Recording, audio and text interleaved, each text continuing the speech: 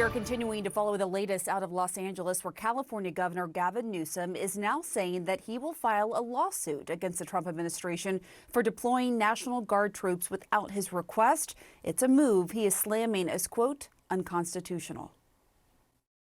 Donald Trump has created the conditions you see on your TV tonight. He's exacerbated the conditions. He's, lit the proverbial match. He's putting fuel on this fire ever since he announced he was taking over the National Guard. An illegal act, an immoral act, an unconstitutional act. And for more on this, we're joined now by Axios senior politics reporter Mark Caputo. Mark, is the governor right? I don't know. I'm not a constitutional scholar nor expert, and the courts will decide that issue.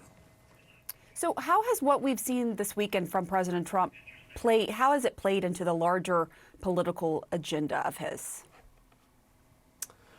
Well, I would imagine both Newsom and Trump have their own political agendas, and so far the Trump White House, which is what I cover, thinks that this is the fight that they wanted.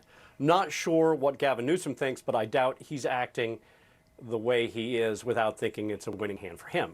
For Trump, he's having some trouble passing his major tax cut and immigration policy bill. And the news that came out of Los Angeles, his reaction to it, and then Newsom's reaction to it is going to make it easier, and they're doing it now, for Trump's White House to begin messaging to Republicans saying, you're either with Trump and with immigration enforcement and this bill, or you're with Gavin Newsom and people waving Mexican flags in front of burning cars set aflame by rioters. That's the choice that you're going to start hearing the White House make publicly. They're making it privately now to Congress to get their legislation passed. And do you think this is also a warning shot to other blue states? It could be. I think it's more of a warning shot to other people who might protest. Now, I'm not in Los Angeles. I have not done any reporting down there on the ground. I am prisoner to what I've seen on the media and on social media, so I cannot say exactly what happened and what sparked this. But we do know that there are burning cars, there are rioters there. Now, that's not to say everyone is. And so if you see those images, you're going to probably see Donald Trump react that way, whether it's in a blue city, a red city, a purple city, or state. What are you hearing from your sources about what's next? And forgive me in advance if I have to interrupt. So it's a big question, because now that they have deployed the National Guard and they're waiting for all of them to actually get there and mobilize, there's a question about, is this going to be grounds for the Insurrection Act? Up until this point, they have not gone there. The president himself hasn't really gone there. Well, it would just give the troops far more authority under these federal powers than they have so far. So that is a huge question going into the next few hours and even days, depending on how long these protests go. But up until this point, Dana, I think just to highlight some of everything we've talked about, sources who were on the phone constantly over the last few days, both within the Department of Homeland Security and with the White House, I mean, the way they were talking about this was a Portland-type incident. So that is another sort of moment to look back on how President Trump had dealt with that situation. You were just talking about it, Jasmine, in 2020 in front of the federal building in Portland. They are sending as many resources as they can from all parts of the federal government, and that is part of why they've also tapped the National Guard. But the other part of this, Dana, is that I have been talking to sources who have said that there are Trump officials who have been wanting to engage the National Guard and immigration enforcement in a much more deeper way, and they just haven't figured out how to do it yet. And one of the sources I talked to this morning said this could be the slippery slope. This could be where we start to see how they start to pair that together, because up until this point, there's obviously guardrails to that. But that is something that they have been talking about, have been wanting to do more of. They had asked the Department of Homeland Security, or rather the other way around, the Department of Homeland Security had asked for National Guard to help with immigration enforcement. So this is all heading in a certain direction. It's just about when they get there. And that's such an important point. This is the direction that he wanted to go. Actually, let's listen to the president now.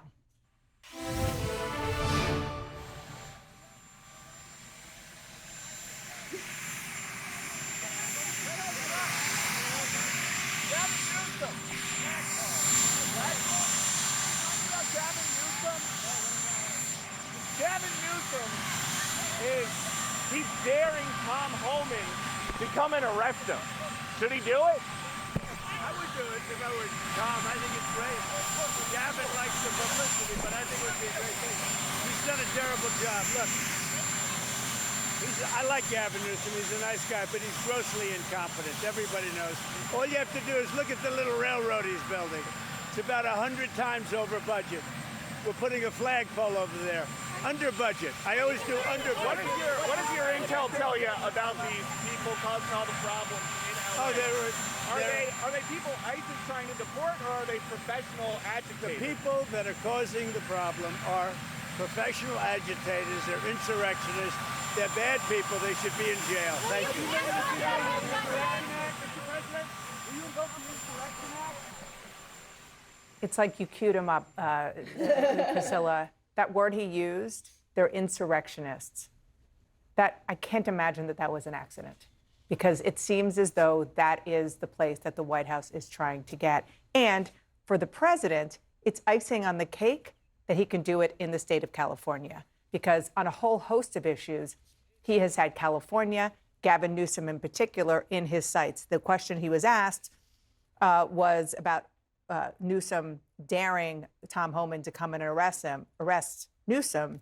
And the president responded, I would do it. And then he said, Gavin wants the publicity. This is a very serious word that's being thrown around now, insurrection. That's a rebellion of the states or people in the states against the federal government. That is not something to be trifled with. If, for example, to your point, the president were to invoke the Insurrection Act, I think we would have yet another legal morass. It would be another instance of the way that the White House is trying to declare emergencies or insurrections in order to unlock vast powers which most presidents don't have access to. More broadly, the immigration issue, that is the track that we're going down with this administration. It has been the track. Sorry, real quick, Vanu. I would say the Alien Enemies Act, which was the sweeping wartime authority that they use, it's only been used 3 times in major conflict, was part of what you're describing. They are unlocking powers where they can find them on immigration. And it's the same as tariffs as well.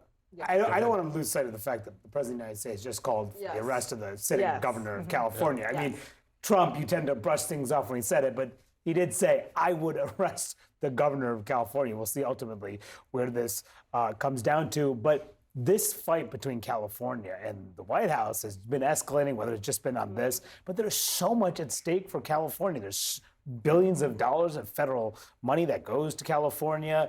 You have reconstruction that needs to happen because of all the devastating wildfires that happened last year. That money still has not been even requested by the White House. So many big questions remain, but that was a pretty remarkable No, I'm glad moment. you underscored that. No, it is a very, very important point. It's hard to figure out what to sort of dig in on, the use of the word insurrection or the fact that he said, sure, my border czar should maybe go and arrest the governor of California. Yeah. And I mean, to his point, it is kind of what Gavin Newsom wants. Obviously, He nobody doesn't want wants to be arrested. Nobody wants to be arrested. But I think if we're looking, I mean, this is a very serious issue, and we should not minimize the fact that these are people's lives. These are people's lives who are caught up in the system. But if you look to 2028, as political journalists do, Gavin Newsom is one of the Democrats who are looming large over the issue of who is going to run to take on who else runs for the Republican side of the race. And so Gavin Newsom is making himself available to TV networks as serious things are happening in his state. And the White House is not going to let that go. They're going to continue to drill this issue. And so I assume we're going to hear Gavin Newsom respond, not just to Tom Homan, but now to Trump over saying that he should be arrested. And let's, again, just underscore, we're going to have to take a quick break, the fact that this is a policy that President Trump promised to pursue during the campaign. He has a cabinet around him and a kitchen cabinet around him that wants him to pursue it. There's no one like the first term that wants to stop him. And he wants to have this be the discussion that we're all having, not his fight with Elon Musk, not the question of the legislative agenda that he has hanging in the balance, because he thinks with immigration, he wins politically.